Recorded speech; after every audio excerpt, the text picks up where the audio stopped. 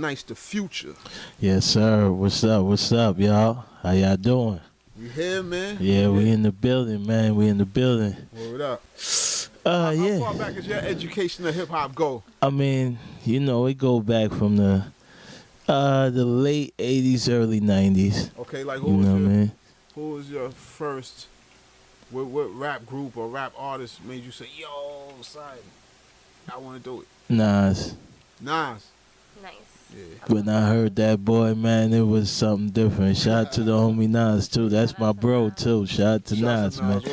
When I heard him, man, it was crazy, man. Yeah. And then to meet him, you know what I mean, I was really excited, man. You know what I mean. So shout out to Nas. Shouts to Nas. Shouts to Nas.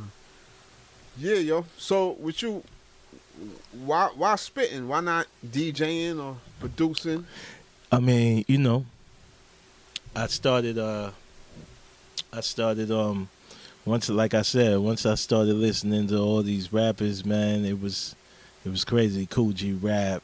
Then I heard Nas, man, and it was just like, damn, you know what I mean? I started reciting lyrics that he was actually spitting, and I was like, damn, I could do this shit too, man. This shit seems like fun, you know what I'm saying? And I just had my headphones on with his first album, Illmatic, and I used to be in the streets all the time. Yeah. And I used to be walking around just reciting, listening to it in my headphones, doing what I do in the street. And I started just freestyling, like while I'm listening to his music, I just start freestyling, and dudes used to be like, yo, that shit sounded crazy. Like, you kind of nice, my nigga. What's your name? And I always tell niggas, like, nah, I ain't telling you my real name, nigga. You know what I'm saying? So that's how, because they said you was kind of nice. Yeah. I mean, that name wasn't on me. Like, I didn't make that name up. Like, they gave it to me. Like, niggas in the hood and all that. Right. They was like, yo, this kid, he nice, man. Like, he nice. He be going in. He nice. Yeah. And they'll be like, they'll always ask me, like, yo, what's your name, my nigga? And I'll be like, nah, son, I'm not telling you that. You know what I mean? Because my name kind of corny, so I'll be like, I keep it real. My name kind of corny, so I'll be like, nah, man, I'm not giving you that name, man. So they just started calling me Nice. You know what I mean? Everybody just was like, yo, that's that Nice kid. And it just stuck on me. So you was always good at freestyling? It just I couldn't. Freestyling Actually, that was the first thing. Like, I never knew how to actually write. You know what I mean? Because I just would buy a lot of people's albums. Like, if you had a hot single at that time, I'm buying your album off the rip. So I'll just be having like true story. Like, my whole hood used to come to my crib just to hear the new album. The new joints. Like, oh, yo, I know Nice got the new album. We go get 100 blunts. My moms used to be tight. Like, it used to be Dutch guts all over the floor and shit. You know what I mean? She used to be mad as hell. It was records back then or with cassettes? What you had? Cassettes, man. Yeah, she was tight, man, because I used to have a real smoke fest in my crib. It'd be like 30, 40 niggas in my crib. And niggas is just all listening to the new album, new Ghostface album, new Wu-Tang, Black Moon, Buckshot joint. You know what I mean? I could go back. Yeah, man. Shit was real wild. Shit was wild in my crib, man. Like, my mom's, I used to try to clean it up before she get there. You know what I mean? Because I was still a teenager. You know what I mean? Oh, yeah, man. She used to be tight. I used to play sleep, though. She would be yelling. I'd be like, I used to act like I'm snoring and shit, so she won't, you know what I mean? I could hear her. Isn't he with this damn weed and this music? You know what I mean? But, that was just me, man. You know what I mean? Yeah, like my pops, he I guess, like, probably when my mom's pregnant with me, the music was in my ear because my pops used to do that as well. Well, like, he was into hip-hop too, or like jazz? He used to be into all kinds of things, jazz and stuff like that. So he used to play a lot of music, you know what I mean? So I guess it just stuck with me. Stuck with you? Yeah. Like it was destined to happen? Yeah, for sure. For sure.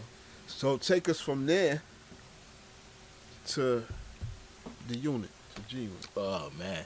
That's a long journey, probably. I mean, yeah. But I mean, not really. Okay. With G Unit, it was just like I grew up. I came from that hood.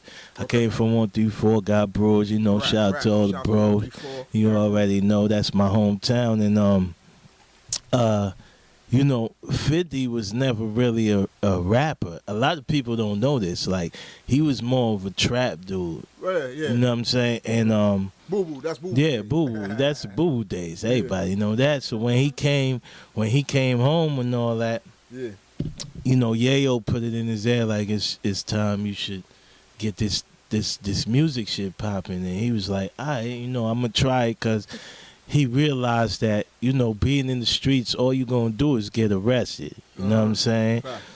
You're gonna have your run. Everybody have their run, but when you doing that kind of thing, you're gonna get caught sooner or later. So I guess he felt like, all right, I'm gonna take this angle, and he was good at it.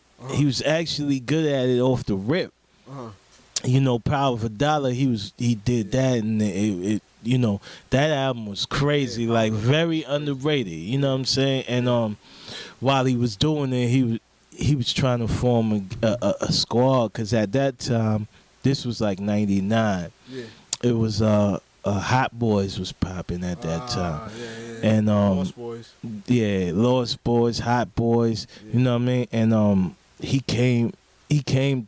Yayo came to me, actually. Shout out to the homie Yayo. He came to me and was like, yo, we about to form a group. We about to make the next Hot Boys. Right. And he was like, yo, I think you should get down with it.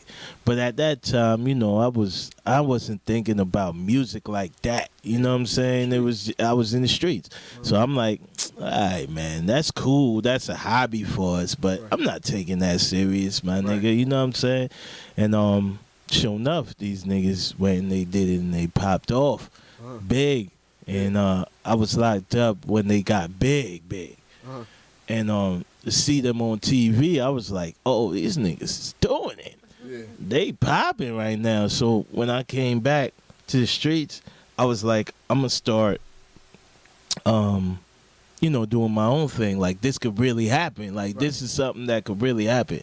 Right. And I started recording a lot of records and doing a lot of things. And my cousin Sean, shout out to Sean, he was like, yo, I'm a make sure I get you the way you need to be. Yeah. And we started doing records and stuff like that. And he ran into Mobb Deep.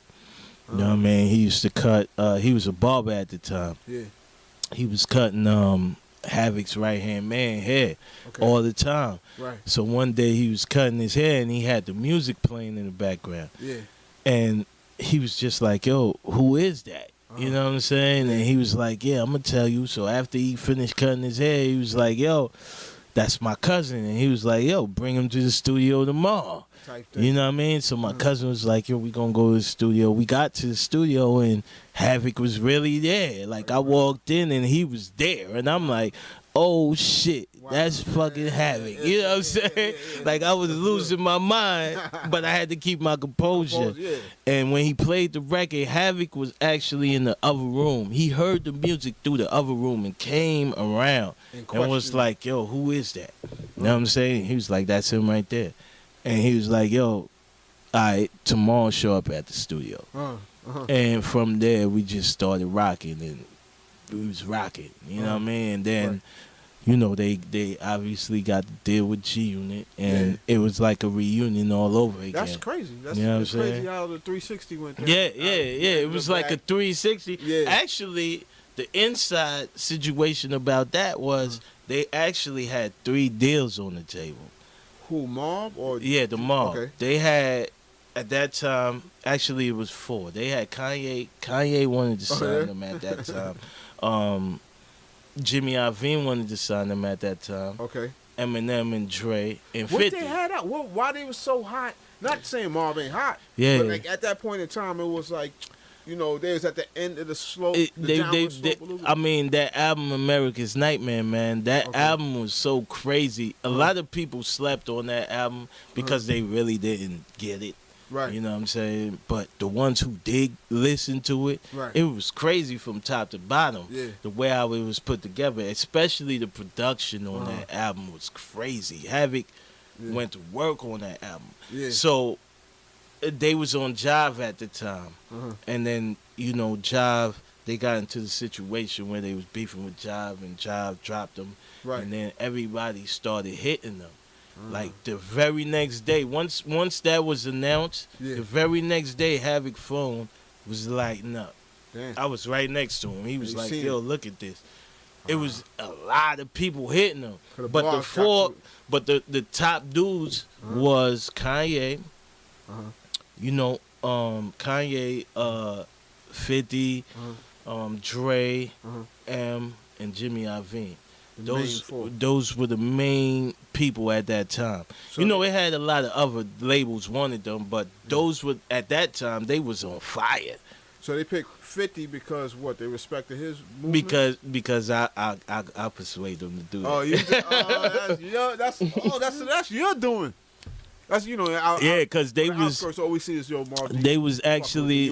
They was actually trying to really lean on Dre. They was trying to really go to Dre. Yeah. And I never forget this convo. We was coming from DC. We had a show in DC. Yeah. And on the way back, Havoc and P was like, "Yeah, man, we got all these people, but I kind of like Dre, man. Dre's a legend. You know what I'm saying? Dre does this." Yeah. And I'm like, "Yeah, Dre do that, but let's go to 50, man, because I knew 50 from the hood. I know he's going to push them right away. Yeah. I knew it wasn't going to be any time wasted. Right. And I mean, Dre is a perfectionist. If anybody ever met Dre, they'll tell you, he's a perfectionist, man, because he wants perfection out of everything. Like, he don't waste... He would rather sit there and let your project stay there for a year. So that when it drop, it's... Unless it got to be something crazy in his eyes. Yeah. You know what I mean? Because for him, you'll give Dre like 30 records. And if he ain't feeling that 30 records, if he don't see the vision, it's not happening. You know what I'm saying? Yeah. He's just really a perfectionist. Like, that's why it took him so long to put out Detox, and he didn't even put out Detox yet because it's he just strive on perfection. Right. You know what I'm saying? So I knew that already because I studied the game so much. I knew that. So I was looking at the scenario of who's on the table at that time. Right. And I'm like, 50's the hottest out right now. And why no to Kanye? Besides the fact that Kanye, like I said, he was still at that time. Kanye was still kind of building his brand. He wasn't the person that he is now. Yeah, you know what I'm saying. He was still really kind of building his brand. Yeah, but at that time, 50 was the brand. Right. 50 was the hottest person out in the entire world. I'm talking about worldwide, not just United States. He was everywhere at that time. So I'm like, yo, he's hot right now. He's the hottest dude right now. Yeah. And I grew up with him. I know he got the hustler mentality. So I know he's going to push y'all. So I told him, like, man, if I was y'all, this is where I would go. And then it was crazy. The next week, it was over. It was G-Unit. And then once Fifth heard records with me on it, it became infamous G-Unit. You know what I'm saying? And that's how that thing just built up and it got crazy from there. You know what I mean?